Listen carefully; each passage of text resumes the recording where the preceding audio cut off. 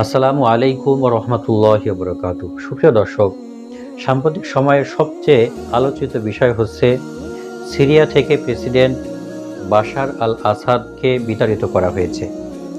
তো আমরা আজকে জানব যে সিরিয়ায় আসলে এই সিরিয়া সম্পর্কে রাসূলুল্লাহ সাল্লাল্লাহু আলাইহি ওয়াসাল্লাম পবিত্র হাদিসের মধ্যে যে সমস্ত ভবিষ্যৎবাণীগুলো করে গেছেন, সেই সমস্ত ভবিষ্যৎবাণীগুলো কি ছিল। যদি এই ভবিষ্যৎবাণীগুলো আমরা শুনি, তাহলে বুঝতে পারবো যে সিরিয়ার ভূমিটা মুসলমানদের জন্য কতটা গুরুত্বপূর্ণ এবং কতটা তাৎপর্যপূর্ণ। তো এই ভিডিওটার মধ্যে সেই সমস্ত বিষয়গুলো নিয়ে আলোচনা করব যে এই ভবিষ্যৎবাণীগুলো রাসূলুল্লাহ সাল্লাল্লাহু আলাইহি ওয়াসাল্লাম অনেক আগেই করে রেখে গিয়েছেন। বরকতময় এই ভূমিকে আল্লাহ তাআলা অনেক মর্যাদা দান করেছেন। তার মধ্যে প্রথম নম্বর হলো শাম হবে হাসরের ময়দান। ইমাম কুরতুবী রহমতুল্লাহি আলাইহি তিনি বলেন যে শাম হলো হাসরের ময়দান। ২ নম্বর হলো ফেরেশতারা নিজেদের ডানাকে এ দেশে ছড়িয়ে দেন, যেটা হাদিসের ভিতরে আসছে। ফেরেশতারা শামের উপর নিজের ডানা দিয়ে আবৃত্তি করে রাখেন, যা এই ভূখণ্ডের মহত্ত্বকে আরও বাড়িয়ে তোলে।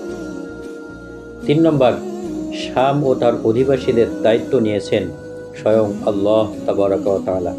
রাসূলুল্লাহ সাল্লাল্লাহু আলাইহি ওয়াসাল্লাম বলেছেন, শিগগিরই ইসলামের ব্যাপক প্রসার ঘটবে যখন জিহাদের জন্য ৩টি সেনাদল গঠিত হবে: সিরিয়ার সেনাবাহিনী, ইয়েমেনের সেনাবাহিনী ও ইরাকের সেনাবাহিনী।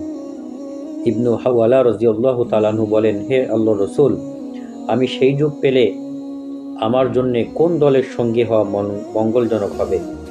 তিনি বললেন, তুমি অবশ্যই সিরিয়ার সেনাবাহিনীতে যোগ দিবে, কেননা তখন এই এলাকাই আল্লাহর নিকট সবচেয়ে উত্তম গণ্য হবে। আল্লাহ তার সৎকর্মশীল বান্দাদের এখানে একত্রিত করবেন। আর তুমি সিরিয়া যেতে রাজি না হলে অবশ্যই ইয়েমেনি সেনাবাহিনীর সঙ্গী হবে। চতুর্থ নম্বর, কোরআন ও ইসলামের ঘাঁটি হবে শাম। আবদুল্লাহ ইবনে আমর রাদিয়াল্লাহু তাআলা আনহু থেকে বর্ণিত, রাসূলুল্লাহ সাল্লাল্লাহু আলাইহি ওয়াসাল্লাম বলেন, আমি দিব্যা দৃষ্টি বা স্বপ্নে দেখিলাম যে কিতাবুল্লাহকে আমার বালিশের নিচ থেকে তুলে নেওয়া হয়েছে। অতঃপর আমি স্পষ্টরূপে দেখলাম যে তা যেন এক উজ্জ্বল আলোতে রূপান্তরিত হলো, যার উৎস হলো শাম থেকে। জেনে রেখো, যখন ফিতনা ছড়িয়ে পড়বে তখন ঈমান শামেই অবস্থান করবে এবং কিতাবুল্লাহ ও ইসলামের মজবুত ঘাঁটিও সেখানেই থাকবে, আর শামবাসীরা তার হেফাজতে অবিচল থাকবে। পঞ্চম নম্বর, আল্লাহর সাহায্যপ্রাপ্ত দল শামে অবস্থান করবে। নবী করিম সাল্লাল্লাহু আলাইহি ওয়াসাল্লাম থেকে বর্ণিত, সাহায্যপ্রাপ্ত বিজয়ী দলটি শামেই অবস্থান করবে। মুআবিয়া ইবনু কুররা রহমতুল্লাহি আলাইহি তার বাবা থেকে বর্ণনা করেন, তিনি বলেন, রাসূলুল্লাহ সাল্লাল্লাহু আলাইহি ওয়াসাল্লাম বলেছেন, যখন শামবাসীরা খারাপ হয়ে যাবে তখন তোমাদের আর কোনো কল্যাণ থাকবে না। তবে আমার উম্মতের মধ্যে একটি দল সবসময়ই সাহায্যপ্রাপ্ত থাকবে। যেসব লোক তাদের অপমানিত করতে চায় তারা কিয়ামত পর্যন্ত তাদের কোনো ক্ষতি সাধন করতে পারবে না। ষষ্ঠ নম্বর, শামে অবস্থানের জন্য নবীজি সাল্লাল্লাহু আলাইহি ওয়াসাল্লাম ওসিয়ত করেছেন। রাসূলুল্লাহ সাল্লাল্লাহু আলাইহি ওয়াসাল্লাম তার উম্মতকে শামে অবস্থানের জন্য ওসিয়ত করেছেন। হযরত আব্দুল্লাহ ইবনে ওমর রাদিয়াল্লাহু তাআলা আনহু থেকে বর্ণিত, নবী করিম সাল্লাল্লাহু আলাইহি ওয়াসাল্লাম বলেছেন, কিয়ামতের আগে হাজরা মাউত সাগর বা এলাকা থেকে আগুন বের হয়ে মানুষকে এক জায়গায় একত্রিত করবে। সাহাবায়ে কিরাম রাদিয়াল্লাহু তাআলা আনহুম জিজ্ঞাসা করলেন, ইয়া রাসূলুল্লাহ, তাহলে তখন আমাদের প্রতি আপনার নির্দেশ কি? তিনি বললেন, তখন শামের ভূমিকে আঁকড়ে ধরবে। ৭ নম্বর, সর্বোত্তম আবাসভূমি শামকে বলা হয়েছে।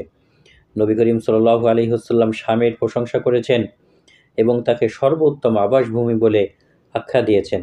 হযরত আবু দরদা রাদিয়াল্লাহু তাআলা আনহু থেকে বর্ণিত, রাসূলুল্লাহ সাল্লাল্লাহু আলাইহি ওয়াসাল্লাম বলেন, যুদ্ধের দিন মুসলমানদের শিবির স্থাপন করা হবে গোতা নামক শহরে, যা সিরিয়ার সর্বোত্তম শহর দামেস্কের পাশে অবস্থিত।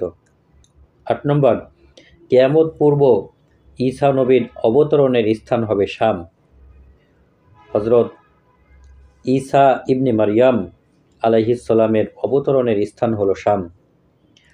নওয়াস বিন সামান রাদিয়াল্লাহু তাআলা আনহু থেকে বর্ণিত, নবী করিম সাল্লাল্লাহু আলাইহি ওয়াসাল্লাম বলেছেন, আল্লাহ তাআলা ঈসা ইবনে মারইয়ামকে প্রেরণ করবেন। তিনি দুজন ফেরেশতার কাঁধের উপর ভর করে ওয়ারস ও জাফরান রঙের জোড়া কাপড় পরিহিত অবস্থায় দামেস্কের নগরীর পূর্ব দিকের উজ্জ্বল মিনারে অবতরণ করবেন। নবম নম্বর, আল্লাহর শত্রু দাজ্জালকে হত্যা করা হবে এই শাম দেশেই। শামেই ঈসা আলাইহিস সালামের হাতে দাজ্জাল নিহত হবে। হাদিস শরীফে হযরত আবু হুরায়রা রাদিয়াল্লাহু তাআলা আনহু থেকে বর্ণিত, নবী করিম সাল্লাল্লাহু আলাইহি ওয়াসাল্লাম বলেন, যখন মুসলিম বাহিনী যুদ্ধের প্রস্তুতি গ্রহণ করবে এবং সারিবদ্ধভাবে দণ্ডায়মান হতে শুরু করা মাত্র সালাতের সময় হবে, অতঃপর ঈসা আলাইহিস সালাম অবতরণ করবেন এবং সালাতে তাদের ইমামতি করবেন। আল্লাহর শত্রু দাজ্জাল তাকে দেখা মাত্রই বিচলিত হয়ে যাবে, যেমন লবণ পানিতে মিশে যায়। যদি ঈসা আলাইহিস সালাম তাকে এমনিই ছেড়ে দেন, তবে সেও নিজেই বিগলিত হয়ে ধ্বংস হয়ে যাবে। অবশ্য আল্লাহ তাআলা ঈসা আলাইহিস সালামের হাতে তাকে হত্যা করবেন এবং তার রক্ত ঈসা আলাইহিস সালামের বর্ষায় তিনি তাদের দেখিয়ে দিবেন। 10 নম্বর, খাঁটি মুমিনদের বাসস্থান হবে শাম। খাঁটি মুমিনদের আবাসস্থল হল শামের পবিত্র ভূমি। সালামা বিন নুফাইল রাদিয়াল্লাহু তাআলা আনহু বলেন, নবী করিম সাল্লাল্লাহু আলাইহি ওয়াসাল্লাম বলেছেন, জেনে রাখো, মুমিনদের বাসভূমির উৎস হল শাম। 11 নম্বর, কিয়ামত পূর্ব শাম হবে নিরাপদ ও ফিতনামুক্ত। কিয়ামত পূর্ব শাম নিরাপদ ও ফিতনামুক্ত থাকবে। ইমাম ইবনে আসির রহমতুল্লাহি আলাইহি বলেন, ইসলামের মূল উৎস হবে শাম, যেন রাসূলুল্লাহ সাল্লাল্লাহু আলাইহি ওয়াসাল্লাম ফিতনার যুগের দিকে ইঙ্গিত করেছেন। অর্থাৎ শাম তখনও নিরাপদ থাকবে এবং মুসলমানরা সেখানে ফিতনামুক্ত থাকবে। এছাড়াও শামের ব্যাপারে, সিরিয়ার ব্যাপারে অনেক হাদিসের মধ্যে বর্ণিত হয়েছে। যেই সমস্ত হাদিসগুলো দেখলে বোঝা যায় যে শাম ছিল মুসলমানদের তীর্থস্থান এবং মুসলমানদের নিকটে অত্যন্ত গুরুত্বপূর্ণ একটা স্থান।